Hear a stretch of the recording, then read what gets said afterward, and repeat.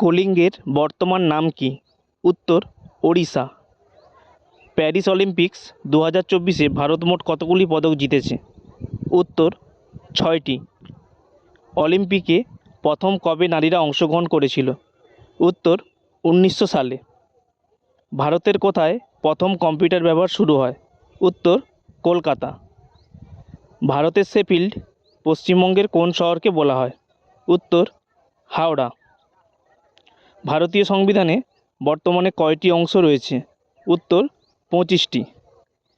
বৃক্কের গঠনগত ও কার্যগত একক কী? উত্তর নেফ্রন। লোহরী কোন রাজ্যের উৎসব? উত্তর পাঞ্জাব। ব্রজদা চরিত্রের স্রষ্টা কে? উত্তর গৌরকিশোর ঘোষ। বিশ্বের কততম বৃহত্তম 5G মার্কেটে পরিণত হয়েছে ভারত? উত্তর দ্বিতীয়।